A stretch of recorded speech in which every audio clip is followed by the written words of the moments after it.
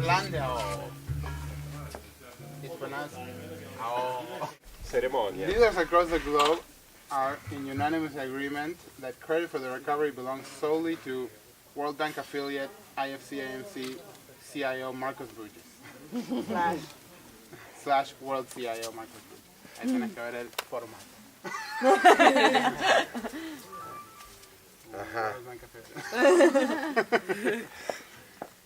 In what some are calling a bit of lucky overplanning, Mr. Bruges' Plan B was the only thing that could deliver the stability and security the world needed in these trying times. The situation began to develop weeks ago. The office of the World CIO had issued repeated warnings, with perhaps the most stern being "no hagas locuras," or the more jovial "no hagas cojudeces." Despite this, global financial institutions began making bets in the range of the all-important threshold of 500 million. Of what? 500 500 million. Things deteriorated quickly as systems were overbooted and could not cope with a large number of orders. It was not long after that when the lights went off. Apagón! You could hear all over the floors of the world's exchanges, not just the Spanish-speaking ones. Some people started sharing inexplicable camera phone images. Yet others sent emails with the subject line, "All aboard" to "It's really dark in here." This was a defining moment for Mr. Bruges. "To be frank with you, at that point I knew I had to take matters into my own hands," he said, wearing a red sweater over his shoulders. He admits he probably could have fixed things faster had it not been lacking his mancebos, but the response was swift nonetheless. In a feat that surpasses Santa Claus's visit every child's house in one night stunt, the World CIO quickly strung cable connections all around the world. He used all means of transport available to him, with the notable exception of riding on horseback. "Quite frankly, I haven't felt like riding a horse since I got kicked in the foot by one of those beasts in Luna Guana," he commented. "And to be honest, I much prefer first class on the Asian airlines that give you the really soft pajamas." "El Generador was the real hero," said the World CIO. Yes. As he described the sublime feeling of powering up that puppy. There were some complaints from the neighbors about the noises at night, but Marcos made no apologies. "Con papi duele," he offered, dismissing the objections. He also suggested that they take un schluck of what appeared to be industrial-strength expired painkillers. With world markets running on El Generador, matters stabilized quickly. "Bien" was heard on the loudspeakers across the globe as markets began to turn. The world resumed normal operations sooner than expected, but everyone recognized the global infrastructure would have crumbled to pieces had it not been for Mr. Bruges' absurd amount of advanced planning and backup options. "I only wish I could have kept El Generador running longer," he said with a big smile on his face. We're all in eternal gratitude. We love him and we wish him a very happy birthday. Bravo! Hold on, that's not it. That's number one. 60-year-old man arrives too early to the airport. How he traveled his way. Nadia, did you hear that? No, again. Please. 60-year-old man arrives too early to the airport. How he traveled his way into the most exclusive lounge in the world. By Cuculis. For world traveler Marcos Bruges, what began as a routine trip with his wife, Denise, quickly turned into the best airport experience of all time.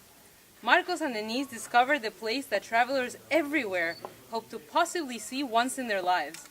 Due to Marcos' excessive planning ahead, he and Denise were able to arrive early enough to have time to go to the Por si las Moscas lounge, a place where only seasoned, prepared travelers get to rest before their flights. Ordinary travelers think that traveling is a hassle, but not Marcos. He has traveled so many times that he has already mastered the art of traveling.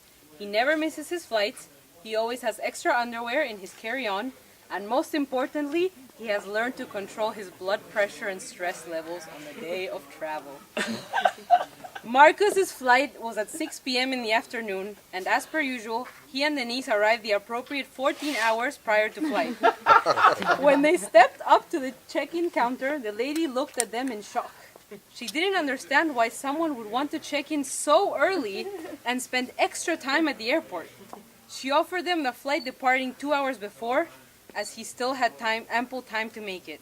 I love taking the earlier flight, said Marcos. That is It's secretly happened to me a few times. that is secretly my plan every time. While Marcos was excited to take the earlier flight, Denise was irritated with the situation. Ay, gordo, ¿por qué siempre me haces esto? ¿Vamos a comer alguito? A sudden turn of events occurred that would change Marcos and Denise's life forever. When the lady at the check-in counter saw the name on the passport and realized who she was dealing with, she sprung out of her seat with a huge smile and said, "Are you the Marco Brujis?" Confused, he nodded, only to start chasing after the lady who was escorting the couple to a new part of the airport. They arrived at a door marked, "No Malamutes here." The mystery was agonizing. Marcos could not figure out why they were being escorted to this place. In his paranoia, he thought that he had actually arrived too early for the flight and had been found suspicious. Lucky for him, his worries were lifted as soon as he saw what was behind those doors. The lady let him look around and said, "Marcos, you have arrived at Por Si Las Moscas Lounge, the most exclusive lounge in the world. Due to your travel records, the fact that you managed to take a picture with Bill Clinton on a plane while his bodyguard was in the bathroom, and because you have arrived here so early, you qualify to hang out in the lounge before the lounge."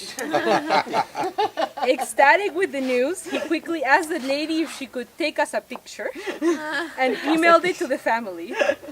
He proceeded by taking out his video camera, shooting a couple scenes in the lounge, and then creating a video titled "The King of the Airport," which he also emailed to the whole family. 5 minutes later, he emailed the family again to ask them what they thought of the video and inquired who had not seen it because it only had 3 views.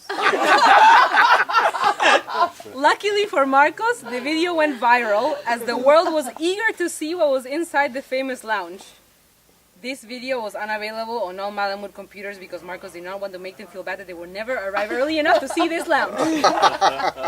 Marcos was on his way to celebrate his 60th birthday, and boy did it start in style. He and Denise enjoyed the lounge, sipped on champagne, and then walked to their flight with no stress. Benvenuto a Italia. Bravo. All right. That's my PR girl. All right, the best for last. Let's see the picture.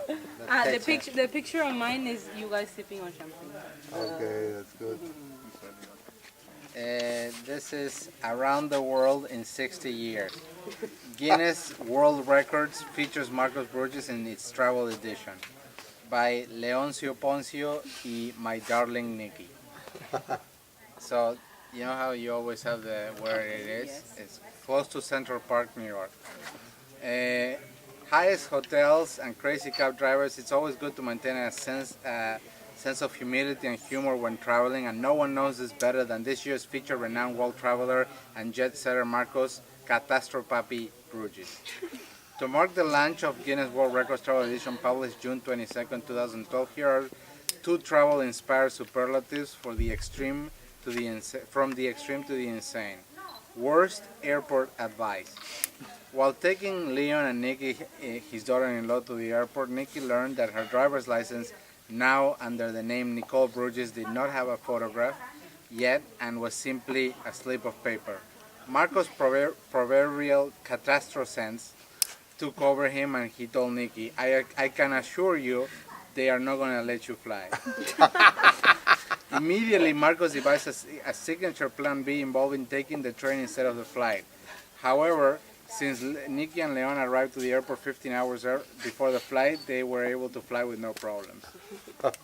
Worst enactment of Home Alone.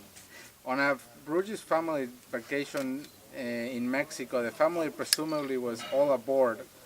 However, Marcos neglected to count his kids. Turns out Daniel was sleeping in the back of the taxi that brought the family to the airport, and he never got out. Plan B once again saved the day, as Marcos created a car chase following Daniel and eventually returned him unharmed. Cancun. So now there is a little mini biography. This is about Marcos. Mr. Bruges is the son of Romanian-born industrial magnate Elias Bruges and supermodel and socialite Tilda Bruges. Soon after finishing high school, Marcos moved to Israel to complete his studies in engineering at the Technion, where he pioneered the fields of emergency and catastrophe preparedness. He later moved to Canada to do an MBA at McGill University. During his tenure at McGill, Mr. Burgess became famous for coining the terms con pelota dominada, tanto pedo para cagar aguado, and baneados comidos y cagados. For his thesis, Marcos Burgess derived a foolproof formula to never miss a flight based on arriving at ever earlier times to the airport. Subsequent to that, Mr. Burgess began his long and successful career as an international financier, first in Canada for Scotiabank.